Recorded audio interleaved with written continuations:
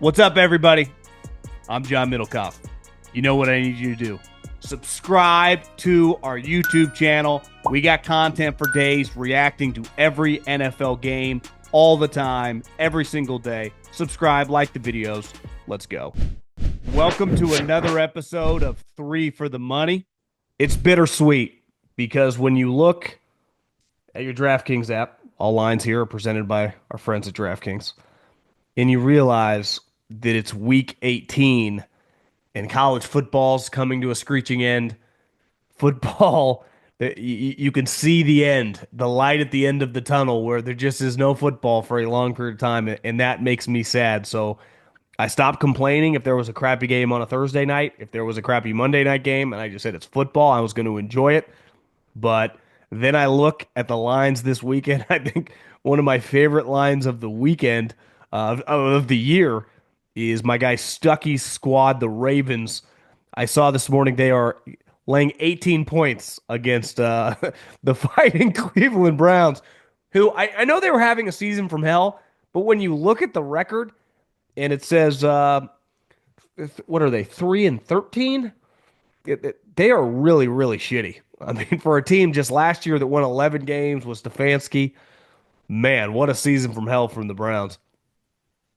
Yeah, I think that their point their team total is 11 and a half, I think. I think that's what it's at, which is like as low as you'll ever see in in the NFL. It is bittersweet. There's only eight college we're recording this on a Thursday. There's only eight college football games left. And yeah, we're heading into the final regular season week in the NFL. But I'm looking forward to the NFL playoffs. Like this regular season, it's been it's been pretty bizarre. I mean, favorites have dominated. It's been one of the most successful favorite years of all time, and a lot of that is like in the NFL, we usually have like extreme parity, but that's just not been the case this year. There's a chance we have nine teams finish with four or fewer wins. I believe we've never had more than seven, and we have there's an extra game now. So just that there's been so many bad teams, and then a lot of those bad teams have had injuries, and some of the quarterback situations on some of these bad teams has just made the regular season not as exciting as it usually is. But what I think that will lead to is a much more exciting playoffs. I mean, you're going to have either a Lions or Vikings team that is currently 14-2. Both of them are 14. The loser is the five seed, which is pretty insane. But yeah, I think that I don't think we'll ever see a 14 win five seed again, or no, very unlikely. I mean, that's hard to get. yeah, it's insane. So I think that it's going to be a really, really good NFL playoffs. Just, I mean, in the AFC, can the Ravens or Bills get over the hump against the Chiefs, who seem to be putting it together at the right time? And then the NFC, it's pretty wide open. Can Detroit just get through the NFC? I mean, they need to get the Lions game is huge against the Vikings because with their defensive injuries, I mean, over the past 3 weeks, they've been the worst defense in the NFL. They give up since all these injuries hit. They go 48 to Buffalo. Even the Bears put up like 400 yards. They were moving the ball. And then last week, the Niners, they did whatever they wanted on offense, and it wasn't like their offensive line was a shell of itself. The San Francisco 49ers had a 60% success rate for the game. Only five other teams have done that in a game this year. They just missed field goals, of course, as they always do, and turned it over a couple times. But the Lions, can that's why they need to get home field. Maybe get a bit healthier. You get to play at home, but they're gonna have to win in shootouts. But you also have the Packers, the Vikings, the Eagles. So the NFC, I think, is really exciting and pretty deep this year. You have a Rams team that's going to be dangerous as well and can beat anybody on any given Sunday. So, yeah, I'm looking forward to the playoffs, and I think that lack of parity is going to make for a more exciting postseason. 'Cause you do have a lot of really good teams this year. Well, before we dive in, I wrote down some big picture things I want to get into. Is I think when you speak of the shittiness at the bottom of the NFL, on Monday night, most people in my live are 49er people, and everyone's like, should we be losing this game when it looked like the 49ers were going to win? I was like, they're they are having the season from hell, and they're currently drafting 11. So whether you win or lose this game, drafting 11 or drafting 14th, if they were drafting like fourth, yeah, you should root for them to lose. But they could lose out, and they're still not going to draft in the top 10. So whether Yep. you win a game or lose a game, it's not. This isn't the Giants, Raiders, Patriots situation. They're not playing in that sandbox. It's pretty insane. The Niners are not going to draft in the top 10, and that includes if they lose this week to Arizona and they go 6-11. So that just shows you how crappy. And the Niners really don't have that much in common with those teams, so it feels right. But it's crazy how bad the bottom 7 or 8 have truly been most of the season, with the Giants, the Titans, the Raiders, the Patriots. I mean, both of them have had moments in a given game, but over the course of like 2 month stretches, I mean, they are just putrid football teams. So I hear you there. And when I think big picture, I look today, I looked at some futures. Right now, the Chiefs, rightfully so. I mean, they flipped a switch. Holy shit, they look good again. Even, my fiance keeps looking at me. She's like, are they really going to win it again?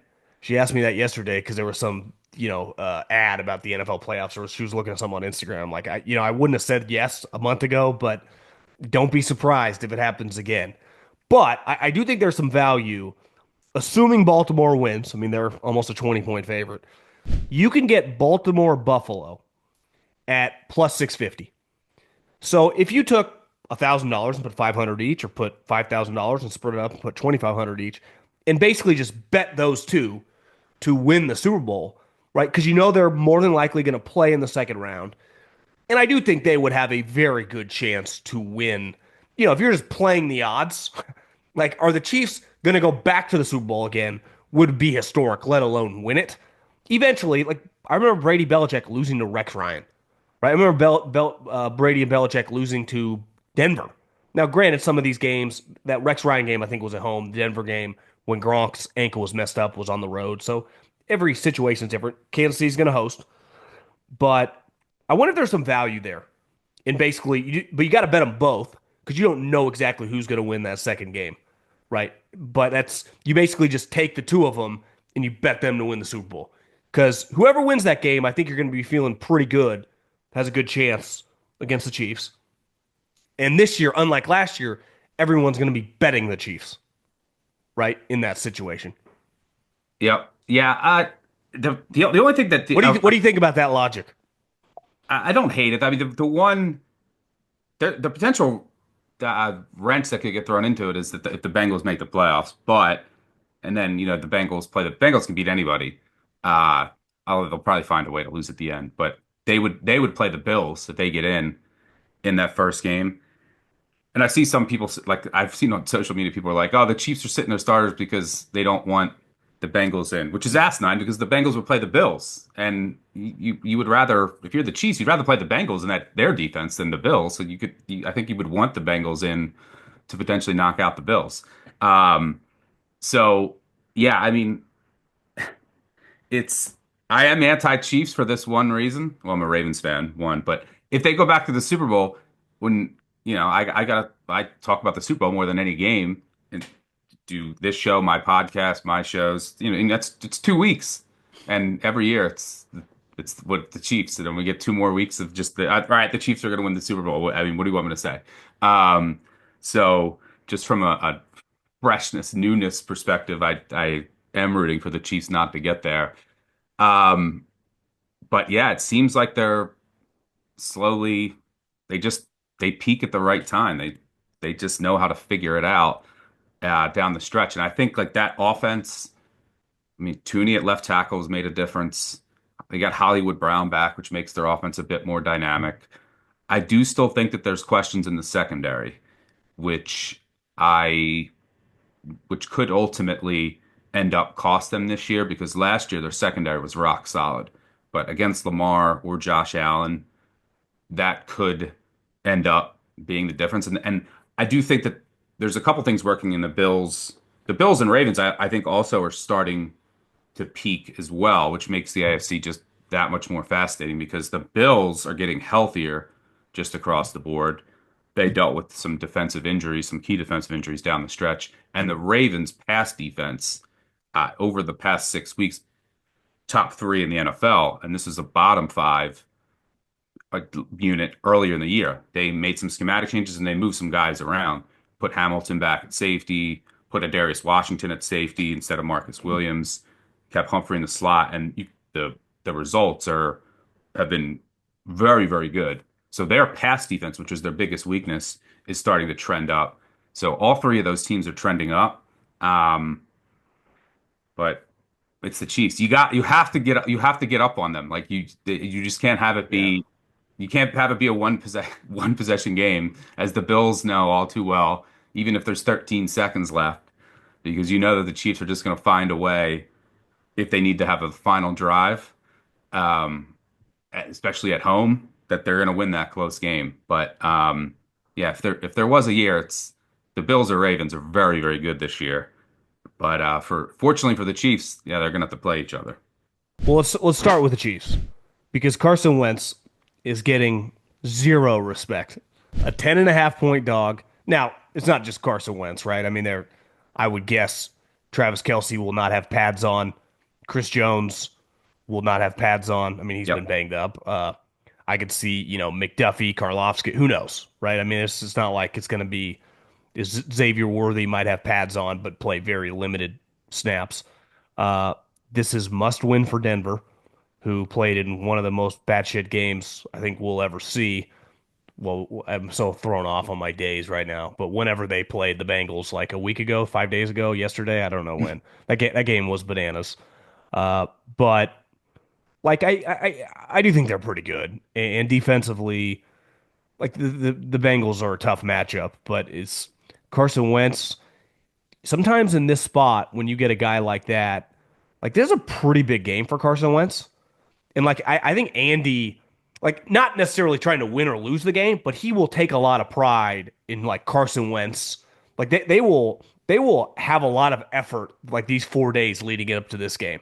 Now, this is a kitchen sink game for Denver. It'd be a huge accomplishment to make the playoffs, right, with a rookie quarterback, and everyone counted them out when the season started, myself included, and they've turns out their defense was actually pretty good under Vance Joseph. Benito, I didn't even know that much about this guy, and he's fucking dominated. But and really just their pass rush in general. Like I don't think anyone would have picked them to lead the league in sacks right in August. But this is kind of a fascinating game. I just is this just a lock? Denver just beats them like 30-10, or is this thing? I think I might take the Carson Wentz's with Andy Reid plus 10.5. I would lean that way. I might take it. How's the I don't. number that There's a lot of big? How's it that big?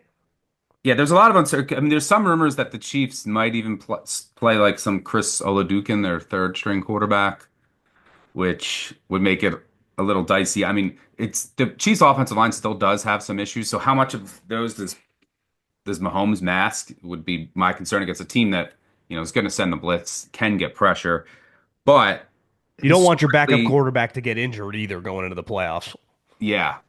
Historically, the in week 18, actually, for that matter, the final 2 weeks of the regular season, if you bet the teams, and this specific game doesn't fit this mold exactly, but if you bet the teams that are eliminated, playing for nothing against the teams that have to win, you have done very well. It's like 61, 62% against the spread.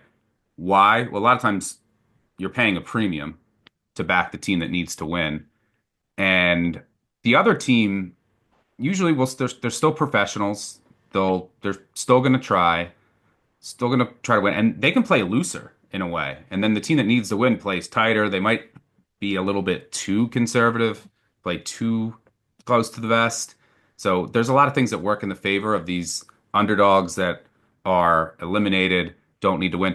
Like the Jets, for example, against the Dolphins, they fit that. The Saints, I'm not sure if maybe Derek Carr plays this weekend. The Saints, like getting 2 touchdowns against the Bucs, fit that mold. And then here, yeah, the Chiefs can come in here. They can play loose.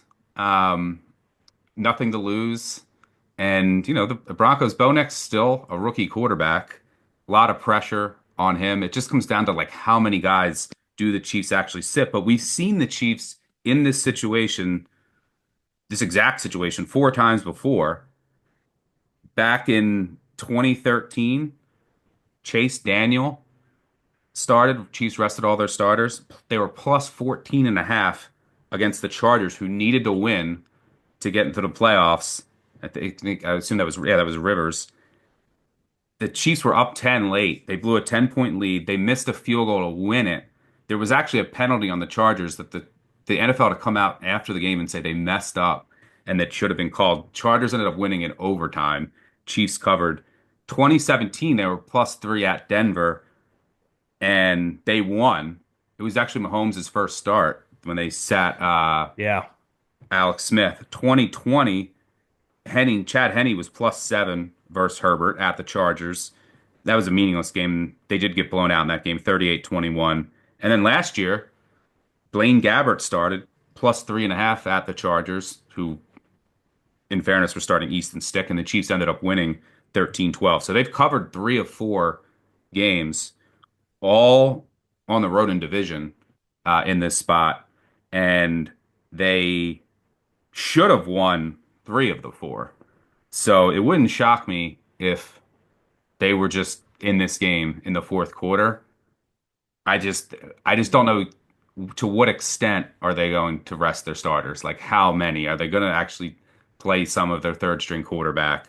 But the Chiefs are a very professional team and they've been in this spot before. So I think that they'll be prepared and they'll put up a fight here. So yeah, I think it's Chiefs or nothing at 10.5. Well, if you remember the Mahomes game where he started when he was the backup for Alex Smith, they knew they were going to the playoffs, and I think they almost knew they were playing. I think they ended up playing the Titans. And Yep. Andy gave like Doug Peterson, maybe Doug was already gone, but Nagy and like his offensive assistant said, "You attack the game plan. You start attacking the playoff opponents. All attack Mahomes and get ready for this game." They like split it up. They don't really even need to do that because they just played the Texans, right? They didn't play the Chargers that long ago, and they're comfortable playing them. So it's like they don't need to get that far ahead. They got the bye week, so it's like they could just attack this week kind of like a normal week. I just think that's a lot of points in a situation where he knows their personnel pretty well. This is a game I got circled. Wouldn't shock me if I'm not saying Denver's going to lose, but I could just see that thing being weird. And same thing, you know, the Steelers got some fucking issues. I mean, they are a completely different team, and we talked about it last week. With their defensive injuries, the coverage ability is just no longer there. They're just not the same team. And obviously, Cincinnati just, I mean, their ability on offense is second to none throwing the ball. I mean, Burrow's playing out of his mind. I feel like this is an easy one. You just pick Cincinnati, but this also feels kind of classic Pittsburgh. I mean, shit, they played on Christmas, so they've had a lot of extra rest. Everyone's been shitting on them, and rightfully so. But I mean, still, I mean, they are just everyone's picking them. Be one and done in the playoffs. Just another Mike Tomlin. Season's kind of worthless. Got a hot start, meant nothing. I wonder if game's going to be a little weirder than everyone just thinks Cincinnati's a lock to win this game. Yeah, I mean there's been a couple classic Tomlin spots though in the past 3 weeks that haven't worked out. This would fit the mold as another one. Joey Porter will be back. That's big for the Steelers. They've really missed him in coverage. I think a key to this game is, does Amarius Mims play for the Bengals? True game time decision at right tackle, and obviously be going up against Watt. Big drop off for the Bengals tackles if their starters are not in there. It could be trouble for Burrow, I mean, he's just playing amazing regardless right now, but that could lead to like a few more, just like a few drive killing sacks, which might end up making the difference. Tough game for me to bet because Bengals games right now, that Burrow is just, I mean, he's playing at an MVP level. They're going to put up points. They're very difficult to stop. Now, the right tackle could make that a little murkier, the right tackle situation. And you also know their defense isn't very good. So the other team is going to be right there with them. I mean, go back to the Steelers Bengals first meeting, what about a month ago? The Steelers did whatever they wanted on offense in that game. So to me, this just feels like who's going to have the ball last. I mean, that's what Bengals games are right now, because it's hard to get it's hard to stop them, and it's hard not to score on them. So yeah, this feels like I don't mind the Steelers as like a teaser piece because this feels like last team with the ball wins. But Mims at right tackle, that's who I'm watching because if he doesn't play, that just could ruin maybe one or two drives for the Bengals, and that could be the difference because it's very difficult to rely on their defense right now and count on them to get any stops. Okay, let's go. Record wise, a pretty historic matchup, game of the year. The Detroit Lions hosting the Minnesota Vikings. My takeaway halfway through that game was on Monday night was Detroit has no chance in the playoffs with this level of defense.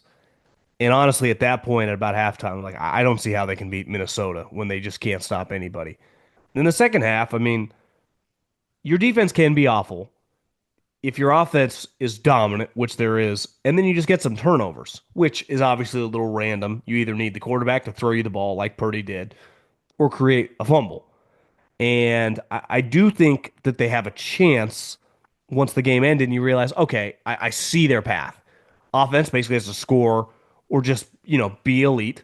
You're not going to score on every drive like you did against the Niners against Minnesota, I think it's fair to say, but you still should be able to put up, I would say, 25 to 30 points and then just create a turnover, whether that's Sam Darnold throwing you the ball, forcing a fumble somehow.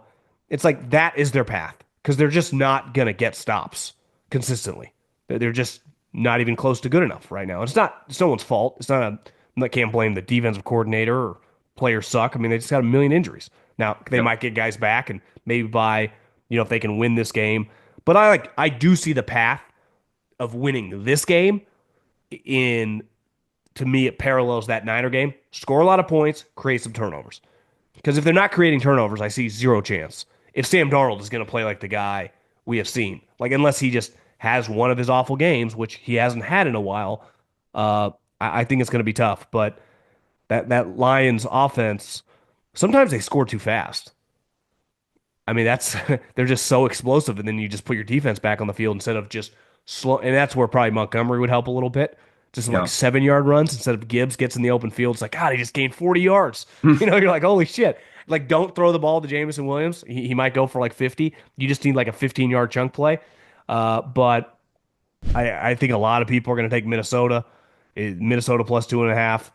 I don't know if I could take Detroit laying the points, but I do see the scenario where Detroit wins this game. They almost just have to be perfect, and that's kind of sad because obviously Minnesota's had a storybook season, but I'd say the same thing for Detroit, and you could argue it's even more impressive given the amount of injuries they've had over the last 2 months to even be in this situation. I mean, how many? This is a pretty big moment this last month plus for Campbell of like it could have easily turned into an 11-win season or a 12-win season, and no one would have blamed anybody, but it didn't, and now they're fucking here. And even the game against the Niners, that was. I'm sure you've seen all these stories coming out the Colts, like how embarrassing all that stuff is. Even the Niners had a shitty season. You watch Fred Warner's injured, playing his ass off. George Kittle, Debo. Same with the Lions. They both teams approach that game like this is the NFC Championship game point 2.0. It's like it's just kind of refreshing. It's like no shit, the Lions are good. Like that's how they approach. That's how the Chiefs approach shit. Like good teams approach things a certain way, win or lose. And I actually earned a lot of respect in that game on Monday night. A game that they did not need, right? Well, they could have No. lost it and they still would have been in the same situation. Yeah, the only time it would have mattered is if this game ended in a tie. Then that game will ultimately matter. But Dan Campbell, can you ever see Dan Campbell tying a game? I don't think that's possible. Um, I wonder too, playing the Niners who knocked them out last year. I know they were having a bad season. Would he have done the same if they were like at the Giants? Maybe would have. yeah, Maybe it would have been easier. I don't know. yeah, but it was the yeah. I mean, I definitely assumed that they were going to play everybody, but it was a little. I was a little more on the fence of what they should do, just because the injuries have been so catastrophic on the defensive end. It was like, man, you really can't afford. Now, luckily, they got through the game unscathed, but I like you cannot afford any more injuries on that defense because, yeah, they're not getting any stops unless they're getting turnovers or the other team's missing field goals. I will say, I mean, this offense can score against anybody, but they've really dominated this head-to-head matchup with Flores, Goff in particular, over the past 2 years. So Ben Johnson has gotten the best of Flores. They just have answers to the blitz and some of the things that Flores used. A really interesting chess match there. I'm curious to see if like Flores changes things up because Goff has really good numbers against the Vikings. Why do you think that is? Like the quick game, he gets rid of the ball quick. They got a lot Yep. of guys that sit in zone. and and a really good offensive line. And at the end of the day, the Vikings set like a lot of what they do. Like they have a good front, they're good against the run, and they're going to show you exotic looks, bring exotic blitzes. Usually going to have a good game plan under Flores, but their secondary isn't overly talented. So like they're beatable if you can protect and get rid of the ball quick and you have a good scheme, and that's what the Lions check all of those boxes. So, I mean, if you look back at the game earlier this season, I mean, it was th Lions won 31-29. Goff was 22 of 25 for 280, two touchdowns, no interceptions. And like that's basically like his numbers the two meetings last year. So I'm curious to watch that chess match. What does he try to do anything differently here? It's a tough game to bet. I mean, the total is so high for a divisional game with a lot on the line. It got up to I think 58. You couldn't pay me to bet the under in this game. Uh, Now it's super high. It's down to like 56 and a half. Most of these totals that are this high do go under in the NFL because you just need a lot to go right to go over. You just have a couple long drives that end in field goals or Darnold throws a red zone pick. It's hard to get into the 60s in the NFL, but I mean, from what I've seen from this Lions offense, in particular against the Vikings too, and then the way that this Lions defense is trending, who's getting stops here? From a side perspective, what determines this? I mean, you hit the nail on the head. Does Darnold? He's going to put the ball in harm's way a couple times a game. Just what he's going to do. He's also going to make some really good throws, but can the Lions turn him over? Because getting one stop via turnover in this game is massive. And then the other thing is, Campbell, especially now, Campbell with his defense, he knows that his defense is not going to get many stops. He was already uber aggressive on fourth downs. I, why? And you have an elite offense. Why not be even more aggressive? Which I expect. We saw that last week. So, do the Lions it's 4th and 5 at the 18, at the Vikings 18? Do they get that and score a touchdown, or do they turn it over on downs and probably not get a stop? Like there's probably going to be like 2 to 3 plays that determine the side and who wins the game and who wins the division. Ultimately, who gets the number one seed and a bye. And it'll probably be maybe a couple fourth downs for the Lions. Do they get them? And that's where the chess match comes in. What does Johnson have called? What does Flores do in that situation? And then does the 2 or 3 balls that Darnold puts in harm's way, do the Lions come down with one of them or two? If so, they probably win. So I think the line's about right. Really entertaining game and a hell of a way to cap off the regular season. But not sure I'll actually have a wager on it because it's just a couple fourth downs, a couple Darnold balls, probably determine who gets the one seed in the NFC. Pretty wild. Are the Rams locked into 3? No, they're not. So But they, why are they punting on this week? Like, because yeah, if you you're would think. Tampa, you'd want Detroit to lose this game. I think, right? Just because their defense is so bad. Like is that who you already beat them? I know that's a weird game, but wouldn't those two teams rather play Detroit given where they're at right now defensively than Minnesota? Yeah, I mean the Rams beat the Vikings. It was a weird spot, like they were on a short week on the road. Um, yeah, so the Rams can improve their seeding, but historically, you can go back to 2016, I believe, and even last year, McVay. doesn't care about seeding. So I bet the Seahawks early in the week, assuming that McVay would bench his starters, because in the past, even with a chance to improve his seeding, he chooses Rest. rest in the final week. Let's not risk injury and get ready for our first opponent over improving your seeding. And so he just that's his philosophy. Every coach is different. You can just say like, "Hey, we're gonna have to beat these teams eventually." I just want to make sure that and they're a very star-driven team. And the reason I like the Seahawks this week is that like they're gonna start Jimmy G's professional, good, professional backup, but they're gonna bench other guys. And the Rams, if there's one thing the Rams don't have relative to other teams in the league, it's depth. They're not a deep team. A lot of that is because of their draft situation and roster situation. Very top heavy team. You see that in the preseason, like the Rams in the preseason, it can get ugly. So yeah, and the Seahawks, I think I trust McDonald to have them focused. Gino has like he can get like $4 million in incentives this week. So I think the Seahawks will show up and the Rams are basically booting this game. They did it last year too, but the 49ers also booted it. And they were both resting starters and they ended up winning.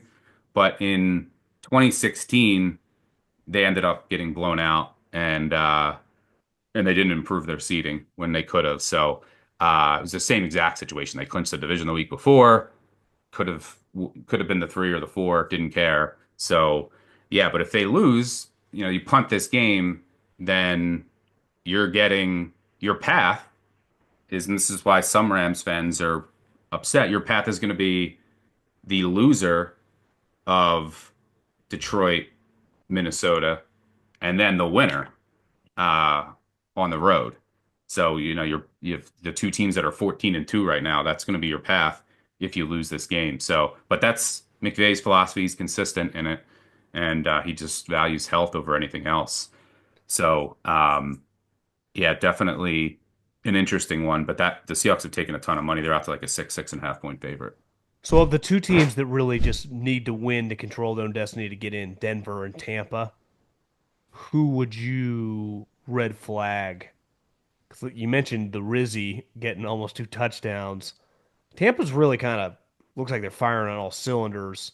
Get a little life after that devastating L by the Atlanta Falcons. I'd be a little stunned if Tampa were to lose this week. I mean, obviously, they were 2 touchdown favorite, but I mean, the Saints. I took some Saints plus 14. Now they are bad. I mean, I think the line is inflated. Like you're paying a premium on the Bucks to win because they need to win, and the Saints are bad. But I mean, the Saints were getting 14 in Green Bay with Rattler, and their whole team hurt. So like, I think Green Bay is a little better than Tampa, but and this is a divisional game. Home field isn't, it's not 20 degrees in Green Bay. Home field is much less here, especially just in a divisional game in general. Where it could get interesting for, I haven't even looked at news today for the Bucks. I mean, because the Bucks, I shouldn't say they're not any Saw given. Winfield didn't practice again. Yeah, but there's a chance. I mean, like, I haven't checked updated news today, but there's a chance that Kamara he wants to play. Um, there's a chance that uh, Olave he said he wants to play. So, and then the craziest one is if Carr plays. So there was a chance that he potentially could have played last week, like he was practicing, but they said like he wasn't comfortable enough in the pocket. So there's an outside chance that Carr suits up. And that if that was the case, if you have your offense looks a lot healthier, the Saints have a puncher's chance. I mean, they're a loss with Rattler at quarterback, or if it's Hayner. Um, so yeah, I think the latest news I saw is he's gonna try to do like a simulated game. And there's an outside chance he plays. That's the only way that I could see the Bucks losing.